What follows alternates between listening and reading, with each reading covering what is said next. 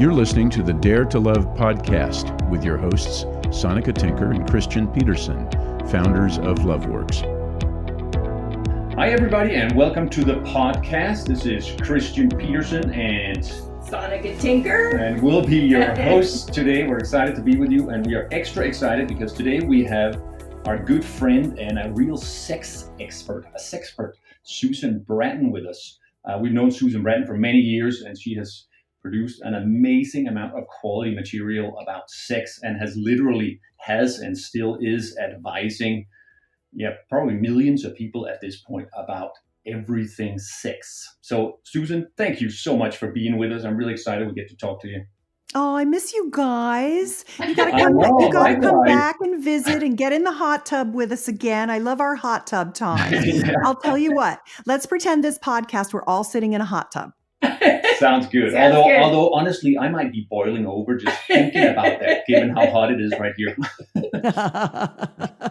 Yeah. Well, I'm so happy to be here talking to you. And it's interesting that you want to talk about pornography because I have some very opinionated opinions about it. That's why I wanted to talk to you. And I wanted, I know we could talk about pretty much any topic that around sexuality with you. And one of the things that often comes up in our coaching and in our workshops is the topic of porn. Yep. So I guess first, I'll just see, what does it mean to you when we say porn without having said anything else? Well, I want to tell you that it's difficult for me to describe pornography because I really hate it so much. And when I say pornography, what I'm talking about is what you access over the internet that is on adult websites. And I know there's a lot of different kinds of pornography now. There's even pornography that's made by women for women. There's all kinds of pornography. And now if you watch Netflix or Amazon, I was just watching a television show on Netflix and there were homosexual lovers having intercourse, I guess you don't call it intercourse, but whatever you call it. I should know this, like anal sex, but intercourse for gay men. On the television show. So it wasn't even a porn site. It was sex between men and women and women and women and, all the different variations on a television show. So the world is changing very quickly. If you go onto Instagram now, you're seeing almost complete sex acts without seeing the actual genitals or nipples. Is that porn? Then I sell an online program called Steamy Sex Ed, which is 200 lovemaking techniques demonstrated by couples. But I don't think that's porn because I was going to ask you, if I may interrupt, I was curious about you saying that you have strong opinions about it, and maybe even hate it, because I know you're a very big advocate for sex and sexual activity and having fun, and you produce graphic material yourself. Exactly. So I produce graphic material myself and sell it to couples to learn how to make love. And here's my distinction. My distinction is that the video series that I sell is heart connected, it's conscious, it's tantric, it's love making, it's not sex. And it's not just, so what I see on TV, some of it's portrayed as just sex and some of it's portrayed as lovemaking. What I see in pornography is, to me, just sex, not lovemaking. It's not loving. It's not slow. It's not kind. It's not conscious. And I think that ultimately that ends up being my distinction. And I think it's somewhat like art. You know it when you see it, if you like it or you don't. But Time magazine had a really interesting article on pornography about a year ago, and they referenced a study of 300 random pornographic episodes. And they said that 96% of the episodes were degrading to women. And I think that's where I I have my hard line around I don't think watching pornography is helpful. When I see young people talking about sex and talking about doing all these things they're seeing on porn and that's what they think sex is. When I see particularly men of all ages becoming addicted to pornography, I see them masturbating to pornography for hours a week, sometimes multiple times a day for sessions that go as long as an hour. There's this fine line where you think to yourself, why don't you go out and do something for the universe instead of staying at home and masturbating to porn? Like, don't you have something better to do with your life than this? You know, I was wondering because I know you have coached hundreds, thousands, I don't know, maybe millions of men around sex, and I wonder what the men themselves report to you about that. Oh, there are You a know, about lot. their own use of porn. Yeah, there are a lot of men who masturbate daily to pornography. There are a lot of men who can no longer get excited by an actual woman. There are men who can no longer achieve climax without watching more and more and more hardcore pornography. I personally feel that the pornography business preys on men primarily, but more and more women. And I look at couples who use pornography to get turned on to have sex with each other, and I think, what a shame that you don't have enough of your own skill and your own presence, your own love and your own connection, and your own curiosity and willingness to learn together, to find ways to get excited about each other, that you have to have somebody else's agenda. This is what I object to the most. I think that pornography preys on people. It's there to make money. They use lurid and degrading acts to do that, that generally are their agenda and not your agenda. So, what I like to do is I like to show people what passionate lovemaking looks like, what slow sex looks like, what conscious sex looks like. And I think it's always going to be a gray area, just like art is a gray area. What is art? I don't know until I see it. I think that pornography is going to be like that. But I think that if you look at 98% of what is on adult sites, it's bad for you. You don't need it. All that you need is within you now. Your desire, your turn on, what's interesting to you can come from within your own mind without taking someone else's opinion of what sex is and what your sexuality is and telling that to you. That being said, many, many people are going to continue to watch pornography, and there's nothing that I can do about that. Well, one thing I'm aware of porn. I remember was looking for women positive porn as a referral, and I remember I just typed in this person's name. I can't remember what it is now, and a pornographic image showed up, like just in my search of this person's name, and I Yeah. didn't ask for it. I didn't, and I was just totally surprised, first of all, that it showed up. And I was amazed at the rush of adrenaline in my body in 30 seconds from seeing this image.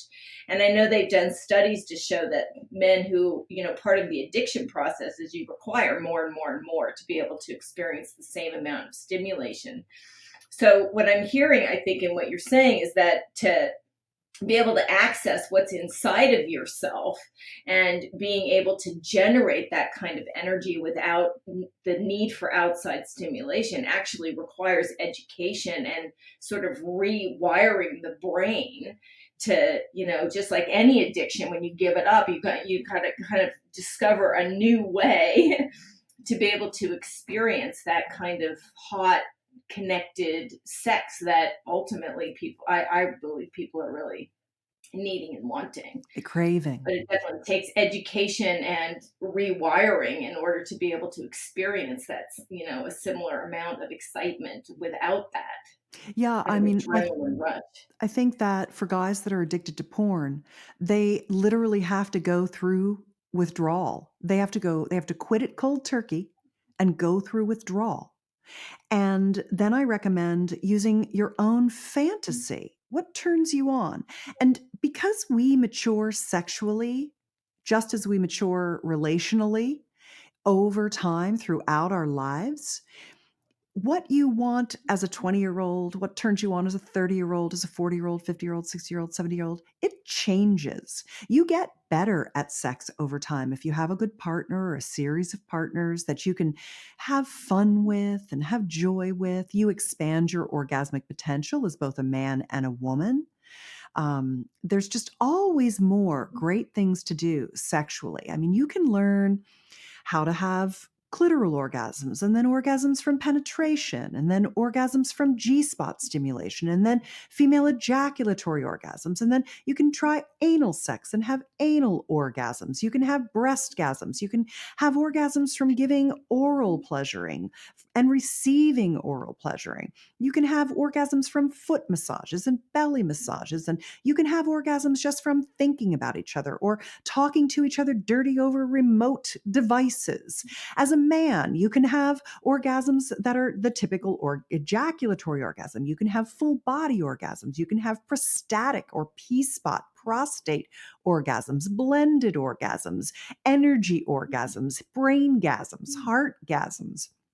There's so many things that you can experience when you begin to understand as a man that your ejaculation and your orgasm are two separate systems, that you just happened, because everybody thinks it's the way to orgasm, you just happen to think that's the path to orgasm. But there's so many paths to orgasm. And then there's role play, and there's learning new things together, and there's sex in different positions, and there's sex in different locations, and there's sex toys, healthy sex toys, not novelty items that have plasticizers that are toxic, but wonderful kinds of sex toys that you can incorporate into bedroom play, lingerie, costumes. I mean, my gosh, why do you need to be in somebody else's agenda with your own sex life, especially when the tremendous majority of pornography is degrading to women? I say, ignore the whole damn thing. Live your life in your private life, in your own world, making up things as you go and exploring all that your own sexuality, tantric lovemaking, tantric exercises, lion's play, breath work, sacred spaces, pujas. I mean, I'm just throwing out a bunch of ideas so that people have a sense of how much there There's is that you can lack of learn. options. What'd you say, Christian? There's no lack of options. That is for sure. Right? Well, one thing I'm hearing too, which I think is a great point, is porn is kind of one dimensional and actually limits possibility. Yeah. You know, like that there really is all of this endless possibility in the whole sexual domain. And when you rely on porn for that, you're limiting possibility. And what would you also say are the negative effects on relationship when somebody uses porn? Well, one thing is that it distances you from each other. It's isolating. It's I don't know. I think there are a lot. The most common case is husbands masturbating to porn because they aren't having the amount and frequency of sex with their woman that they want. Women masturbating to porn without their men is much less common, though more and more common. And one of the reasons that it's like that, and one of the reasons why porn is made for men to masturbate to, and one of the reasons why porn is such a big business, is that men need to keep their sperm fresh. We're biologically wired as men to need frequent ejaculation, because we never know as a guy when we're going to get an opportunity to get inside the velvety love cave. And if our sperm isn't fresh, then we won't be able to procreate. And even if we're past procreation, even if we're with a partner who couldn't have a baby, even if whatever, it's still such a deep biological drive that men need to masturbate frequently. Now and that's a bell curve too. Some men actually are depleted by masturbation. Some men get depressed and sad. For some men, masturbation and ejaculation doesn't even give them pleasure. Then on the other end of the spectrum, there are men who have no interest in physical partners and they only like masturbation. All they want is solo pleasuring. And so you've really got a wide curve, but the big part of the bell curve is testosterone driven men who are horny every day. They wake up horny because testosterone's highest in the morning. They want sex, but their woman is hormonally cyclical. She's hornier at her, at her time of the month when she's ovulating. And so she ebbs and flows with her desire, where his is much more steady state. So he has this combination of kind of constant desire with this biological wiring that says, I need to keep my sperm fresh. I need to keep it moving through. And so he's got that issue. So porn has just grown up around satisfying that need that men have to release themselves. And that's why there's less porn for women. And that's why porn is also very much the visual cues. Like, for example, when men ejaculate on women in pornography. Men have deep shame around their ejaculate and worry that it's accepted, that their penis is accepted, that their ejaculate is accepted. And when they see an image of a woman loving to get her face splattered by ejaculate, then they think, oh, she likes it. She likes me. I'm accepted. Women like this. And so that pornographer's creating that experience to make that man feel better and to keep watching. And then he gets just desensitized to all of these visual images and he gets dis he gets frustrated that his woman's not doing all of these things because he thinks this is the norm. He doesn't understand that he's being manipulated. So it's just a whole screwed up ball of wax, the whole porn thing, as far as I'm concerned. It's like a Yeah. Well, giant yeah, I disappointment. wonder It's a what you think giant too. cultural disappointment to me. Yeah, I totally get it. Thanks Yeah. for sharing all that. I know. And anybody, yeah, I did some research before our talk here. Anybody, you could spend 2 minutes on Google and you can find, if you're interested in the statistics and the developments of how much porn is being used. And, I hear you saying it would be great if you could cold turkey the culture about that. And as far as I can tell, that's not going to happen. On the contrary, it is just rising meteorically, the use and accessibility of porn. So I would say, given that, which right now at least is a fact, I'd say, like, how do we as partners in relationship deal with that? How do we deal with that? The temptation of it is enormous. For anybody, for any couple where sex isn't easy and flowing or abundant, it is so easy to access the quick stimulation of porn. Anybody with a phone can do it anywhere, as we know. So how do we as couples deal with that? Or what would be some starting tips you might offer to couples where porn has begun to have an impact in their relationship? Yeah, I think for many couples, porn doesn't really have an impact because that he might be masturbating to porn a few days a week, and she's aware of it, and she's like, it's not really impacting our sex life. We're still having great sex. Everything's good. He enjoys that. He likes his cream pie videos or whatever he likes, and it's fine, and we still have a great sex life. And then there's other couples where it's like, boy, all he's doing is masturbating to porn, and I'm not getting the attention and affection that I want. Whenever you feel that it's beginning to impact your life, her life, or your life together, that's when you have to start talking about it.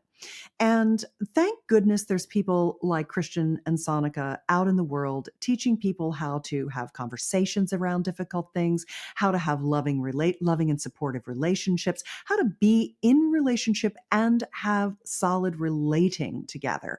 And so we can't save the world. You can't, none of us can. All we can do is attract the people who say, on my end, hey, I want to learn really beautiful, heart connected, conscious lovemaking techniques. Show me how I do that. How do I create a sexual soulmate relationship with my partner? And people who come to you and say, how do we connect deeply at a heart space? How do we talk about anything and everything? How can we be totally honest and supportive of each other through the thick and the thin of life and everything it throws at us? And that's all that any of us can do, is just find someone who can help you with the situation that you have and go from there. And for everyone else, God love you. Yeah, and I think that's great advice. And I would add to that, for people listening who aren't in a steady relationship and maybe you have multiple partners, that you can still go for having the kind of sexual experience that you want on your terms. Like none of us have to succumb to a fantasy of what we've seen, or, what other people have seen on the screen somewhere. Yeah, It can be designed, and you're right. People like us do that, and I know you have an amazing amount of material that is easily accessible. You mentioned your sexual education DVDs, which we have ourselves. They're gorgeous and sexy and just hot to watch. I also know you're engaged right now you're engaged in creating a summit that is all about sexual vitality. Yes, I I wonder if you am. could tell us a little bit about that, and we'll make sure to post a link in our description to it for people who are interested. Yeah, thank you so much for that. I appreciate you letting me talk a minute about that. One of the things that I've learned is that there's three parts to having a good sex life. The first is having good skills, pleasuring skills. And you can't think up all the stuff that's awesome to do. Even when I was running off that list of things you could learn as a couple, I'm sure there were many things on that list that you thought to yourself, oh, I never thought of that. Or, oh, we don't do that. Or, oh, I'd like to learn that, or whatever. So there's the access to skills based information, whether it's learning different ways to dirty talk that don't feel dirty, or it's the sexual soulmate, connected type of communication techniques, or it's actual physical orgasmic skills. So there's skills, there's bedroom communication skills. So there's like the conversation, there's the physical piece of it. And the third leg of that stool is sexual vitality, libido, sex drive, desire, arousal, lust. And I wanted to help people with that because one of the things that I've noticed is especially in America, with all of us being fat, sick, and nearly dead from our toxic environment and our disgusting food supply full of glyphosates and herbicides and plastic water bottles and leaching of BPAs and hormone disruptors and all of the sugar addictions and the broken fats and the pork fried rinds and the convenience foods and the fast foods and the health and beauty aids full of toxins. What's happened to our world is that by the time we hit middle age, we are even early now, they're saying young men are having tremendous testosterone issues because of the toxins in the system and the gut microbiome being messed up. All of the antibiotics that our doctors pumped into us for the last 30 or 40 or 50 years that have destroyed all the good bacteria in our system. All of the women suffering from UTIs and vaginal pain and painful sex and erectile dysfunction. And we're going to talk about that in another podcast episode, all of the issues around women's vaginal and vulval pain, painful sex. It's eroding our health. And I want to help people understand that if you have low libido, it's not that your hormones are low. It's that there's a lot of other things going on in your body that you can reverse using some very simple treatments and techniques. And I got together with a dream team of functional doctors and tantra educators and sexologists and pelvic healers and luxury concierge doctors doing next generation treatments of sexual issues that are reversible. Because I sent out an email to my list and I said, what's the number one thing that's preventing you from having the intimacy you crave? besides not having a partner. I want to know what the emotional and physical issues are. And to a person, people came back to me with, I have lupus, I've got chronic pain, I've got joint problems, I've got post-cancer, I've had a mastectomy, I'm, just like the litany of physical, I've got autoimmune disease, I've got heart disease, I've got diabetes, all the physical problems, and then all the I've been betrayed, I've been hurt, I've been traumatized, I've been sexually abused. There's all the emotional issues. And what happens with people is when couples hit a wall where somebody either the new relationship energy is worn off and the sexual trauma rears its ugly head and it goes untreated and they stop having sex, or they get sick and they never quite get well enough again to have sex. How can I help people reverse that? And what I noticed is when people hit a wall, when they run into a problem, when they hit a roadblock and they get stuck, they don't know how to get unstuck. And one of the main reasons they don't is that they don't know how to talk about it with each other. They don't know how to have a safe structure for the conversations. They don't literally have the words, the vocabulary to express their fears, their vulnerabilities. How did it used to be? And what are we missing? What could it be now? How can we get back together again? And so they go for months, years, decades, centuries of no sex, but wishing they had it because they don't have some simple tools and some simple treatments to get back together again. So I put together this event called the Sexual Vitality Summit. It's coming out in September. It's free for everyone for 1 week, all online, a series of interesting, helpful, advice-laden, directional conversations, and ebooks and masterclasses and all kinds of resources that a person who is struggling with any physical or emotional or combination of issues can do to get back to having an intimate connection again. And so that, and then of course you can buy it if you want to and keep it and go through it, but it's free. And so I'll give you a link to that so that people can register and know that week that it's free so they get access to it. That's great. Thanks for sharing about that. And we'll make sure we'll post a link to the Vitality Summit in the description so everybody can find it easy. Thank you. And I just want to underline kind of what you said about how a lot of people don't know what to do. And even in this whole porn conversation, there's sometimes so much shame that we, especially that we bring to any sex conversation, that we shouldn't be where we are and there's something wrong and therefore we never talk about it. And so what's great about these kinds of conversations and this whole summit that you're putting together, and I just kind of want to put a little note out there to our audience here, wherever you are, it's totally fine. And it's also okay if you feel stuck and you're stuck in patterns or you're stuck in ruts and you don't know what to do to shift and change. Like just to say, it's okay to not know you're not alone and there are resources out here to support you.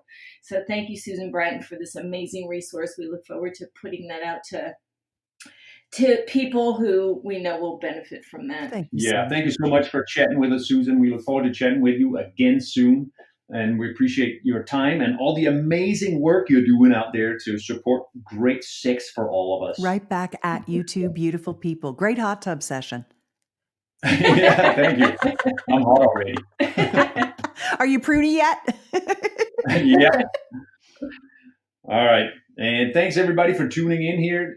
We will look very forward to seeing you, in quotes, being with you on the next podcast. You've been listening to the Dare to Love podcast with your host, Sonika Tinker and Christian Peterson, founders of LoveWorks. If you found this valuable, please hit the share button and share with your friends on Facebook, Twitter, Instagram, or your other favorite hangouts. You can find more about Sonika and Christian's work at loveworksforyou.com.